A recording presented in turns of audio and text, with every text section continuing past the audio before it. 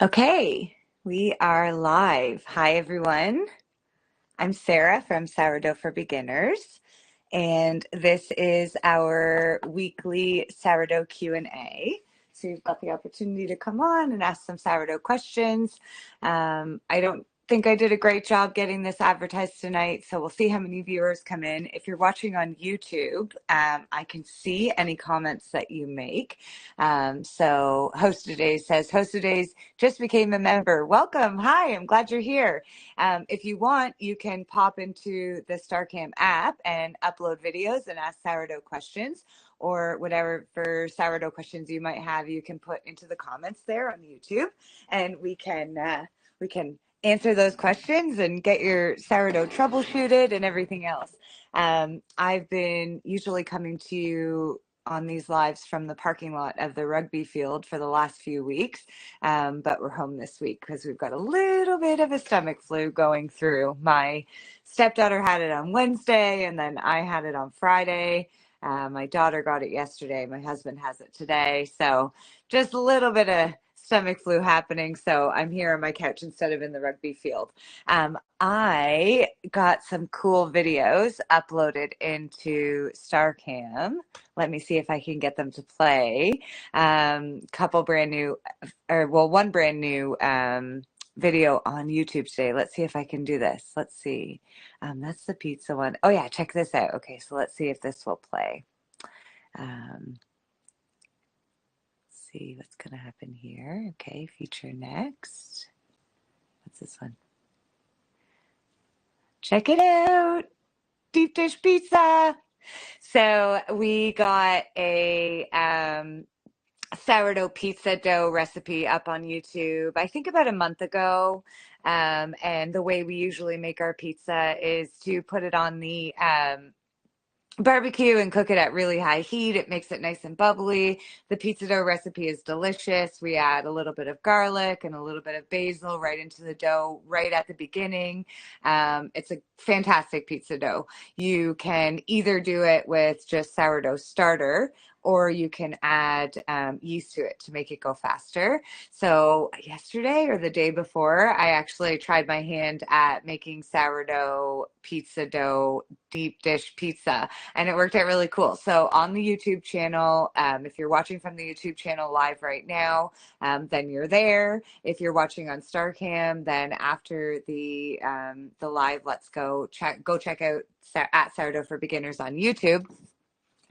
You can see the new deep dish pizza tutorial. So the pizza dough recipes there, it's linked in that video, but it shows how to actually like roll the dough out super thin, line it into a cake pan, fill that cake pan up with so much cheese, and then put another layer of dough on top and some pizza sauce and some pepperoni or salami if you want. Let's just make sure. Uh, there we go. That should sound a little better. I've got my headphones in. Let's see here. Yeah, so really fun. So that's what's new in regards to the videos that we did today. I made a little scoring video today, got some bread baked, so I'll get that posted later. I did a tutorial on the Facebook page earlier this week. Well, I wonder what's happening with my things here. I'm just going to take these out because they're being, hang on a second here. They keep saying Sarah's iPhone lost in the background of in my ear. So I'm just going to put these away. Okay, so what are the new updates? So on the Facebook page, there's a new post that's all typed out, and it talks about managing your sourdough starter. So that's one of the questions that comes out really often. So you've got that option to check out. So that's on the Facebook page at Sourdough for Beginners. The sourdough group is almost at 900,000 people. It's crazy. Been a busy weekend there. Lots of awesome recipes coming in, lots of great discard recipes. So all kinds of fun stuff going on there. I've decided now. So when I talk about the essential processes for sourdough, what that is to have an active starter, dissolve your starter into water, add your flour, add your salt, just mix them all together to a shaggy dough, wait 30 minutes, stretch and fold, and then repeat that 30 minutes and stretch and fold 3 more times for a total of 4. Bulk proof your dough in a clear straight-sided container so that you can watch it grow, see how much it's grown. You want the container to be fairly snug for at the size of the sourdough. You want it to touch the edges. And then after bulk proofing, which should take somewhere between 4 and 8 hours, it could take less, it could take more, but in general, usually sourdough in a standard home environment would bulk proof somewhere between 5 and 6 hours. So we want you to be keeping an eye on it after 4 hours and really watching it. If you are going to cold proof, then let it grow to 75%. If you're going to bake same day, let it all the way double. After bulk proofing is done, pre-shape the dough, let it rest for a little while, 20-30 minutes, put the final shape on, and then either pop it into the banneton or go straight to baking. When you're ready to bake, do a functional score, which is 1 score end to end on the dough, and do a 1/2 inch deep cut. And this is just going to allow the bread to spring. So when it's in the oven, the gases inside of the dough build up and eventually pop. When they pop, that's what creates the beautiful belly on your bread. I'll grab some in just a second here and show it to you. And in regards to oven baking times, every oven varies. The most important thing is that it's fairly high heat. 450 is a good middle ground. And that your dough is being, or your bread is being cooked to an internal temp of 205. So the thing that I've decided is that I started mixing my dough directly in the bulk proofing containers recently, and putting the lid on the bulk proofing container between every stretch and fold rather than draping a towel over my mixing bowl. One of the members in our group suggested that putting a towel on our mixing bowl between stretching and folding can actually suck the moisture out of your dough, draw it out. And that made sense to me. So I've been doing it now for about 3 weeks. 3-4 weeks, we've been doing the mixing in the bulk proofing container and covering it with the lid in between to trap that moisture in. And I'm finding that my doughs and my breads are turning out really nice. I'll show you the one I brought out of the oven today. Here on one sec.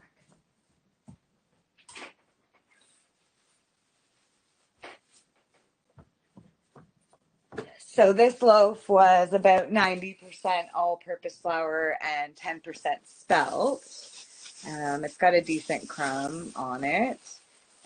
So look how nice that belly is. So there's your functional score. All of these scores are purely decorative, right? Like they are just there for decoration. But this center score is an important score, right? As the dough is sitting in the oven, it's flat like this, right? And then all of the gases that end up being these bubbles at the end build up pressure in the heat, and then they pop, and they pop through that functional score. So I actually made a video of this today. I'll get it uploaded onto YouTube and Facebook probably tonight, maybe tomorrow. But it shows how when you cut that one deep score, that's actually got a function with the bread. So yeah, after a couple of weeks of trying, I've decided that trying to trap that hydration into the dough between stretching and folding is along the lines of the essential processes. So it looks great, smells good. This one's got a little bit of spelt in it, so you can see a little bit more whole wheat. I wouldn't say that this loaf is perfectly proofed. It's not really gummy. Maybe at the bottom, there's a little bit of a gumminess there. At the bottom, we didn't quite get the bubbles that we wanted. The ends on the side could probably be a little bit more proof. So this one might be slightly underproofed. Yesterday, when I got this into the banneton for cold proofing, I was running out of time. So I had the choice of either sort of stopping it sooner than usual, or seeing it overproof. So I just stopped it. So this loaf might be slightly underproof, but still totally and completely edible. So there we go. Well, it's a quiet night here. I'm only seeing a couple of viewers. I'm not seeing a ton of people asking questions on YouTube. So I'm going to play a couple more video shorts for resources that we've set up for members. And then if we still haven't had any questions, then we'll just make it a short night tonight. So let me just get these queued up for you. Hang on one second here. I'm going to go into my media here. I'm going to take this one out and this one out, and I will add this and this and this, and maybe this one. Okay, cool. All right. So if I go here and I play this, so this is our Amazon storefront. So we have picked up, we've set up on Amazon a store that's got all of the sourdough tools you could ever want. And then within that store, there's different lists. So there's the sourdough on sale list. I check that every 2-3 days, take anything that's not on sale out. I go through all the other lists that I have. If anything's on sale, I put it into the sourdough on sale.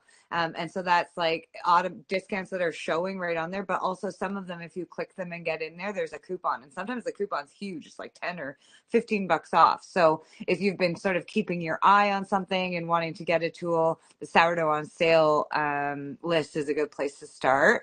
And then we've got like my favorite tools that I use most often. So just the basics. If you were looking at just what do I get started? What are the things that I see Sarah using in the videos? Those are in Sarah's faves. And then there's the everything you could ever want. So every sourdough tool I could ever think of. And then we have the cottage bakery, which is geared towards people who are starting to make a lot more bread. So much bigger tools, big bulk proofing containers, big mixers, big scoops, large flour storage, heavier duty scales. So that's in the cottage bakers. And then 2 weeks ago, we started the sourdough book club. So I went into the group and talked to everybody about what their favorite books are on Amazon and created a pretty good list of books. There's discard books in there. There's beginner sourdough. There's advanced sourdough. So if you're a book reader, that's a really good one. So we've got this nice little thing. So there's all the different ones: sourdough books, sourdough on sale, sourdough tools, Sarah's faves. So those are in there. If you want to find that in the description of all my most recent videos, there's usually an Amazon storefront link. There is Amazon storefront links in all of the posts that we have featured at the top of the Facebook group and the Facebook page. And of course, you can always just message me and I can send them to you. What do we have here? Pizza. And check out this barbecue pizza. It's awesome. Love it. So nice and thick. So that's our pizza dough. I uploaded that video, I don't know, 3 weeks ago, and it's already got close to 5,000 views on YouTube. So people seem to be liking it. People seem to be using it. It's an easy recipe. You've got variations and options. You can either do it super slow with just active sourdough starter, or you can speed it up really fast with the yeast. And you can either bake it in the oven or out on the barbecue like we did in that video. And of course, yesterday I just did the new deep dish one. So if you're a pizza person, then that's a cool one to look at. Let's see what else we've got here. See if I get this good shot. There we go. Pumpernickel. Isn't that pretty?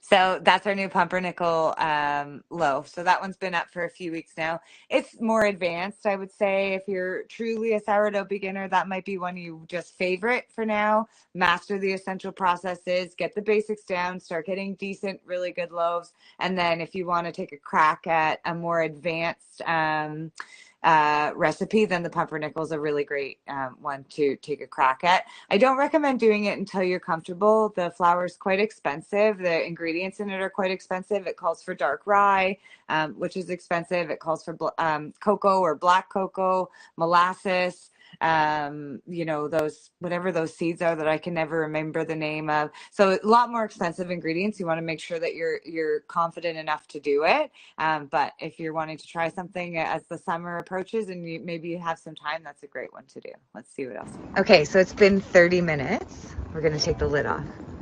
Ah! It looks beautiful. Okay, so we're gonna quickly close this and then cook it another 20 minutes. It's working! That's our barbecue bread. Yeah, so oven broke a few weeks ago and we made bread on the barbecue. It was amazing.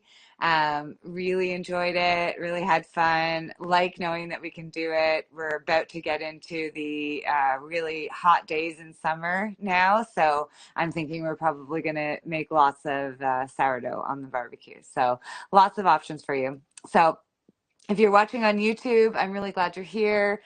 Definitely subscribe to the channel. I appreciate it so much. Check out all of the tutorials. There's a lot of videos on the channel. I think we're approaching almost 200, but the playlists are really helpful. So there's a baking bread playlist, there's a starter playlist, there's a discard recipes playlist, and then there's a replays of a lot of our lives. So our lives are great to watch if you really like to see something actually being done in real time. And when we do the lives, lots of times people ask really great questions. And so we're able to answer those questions and delve into the nuances and the common questions that come up with sourdough. So if you're a YouTube watcher and wanting to watch, some longer sourdough stuff, then you might like the lives. A lot of them are replays that we did originally on Facebook, we downloaded, and now we've sort of archived them on YouTube. So lots of help for you there. If you are watching on YouTube and you're available every Monday at 7, we're here in case people want to come and do a Q&A. Sometimes we get tons of people and get all kinds of questions. Sometimes we have a night like tonight where it's pretty quiet. I can see a few viewers in the StarCam watching, but no one's chatting, and a couple of viewers on YouTube and the one comment there. So sometimes there's lots of opportunity and sometimes there's a bit of a queue in regards to asking those questions. But if you've seen this on YouTube and you're available, consider coming and watching on StarCam. You go to starcam.com/app. You download the app. It gives you the opportunity to upload video questions in. So, and it looks like Rick might, let's see what Rick did. You're the greatest. Thanks, Rick. I appreciate it. So you have that opportunity to, in the way that Rick just did, either type in a text question or upload a video question, and we can troubleshoot it live. So you can actually take a full minute and say, okay, Sarah, this is what I'm dealing with sourdough. And we can go through step by step with the issues. We can pause, we can rewind, we can really work it out and troubleshoot it in live time. So thanks for watching, and we'll see you next week at 7 o'clock Eastern on Monday. Talk to you later.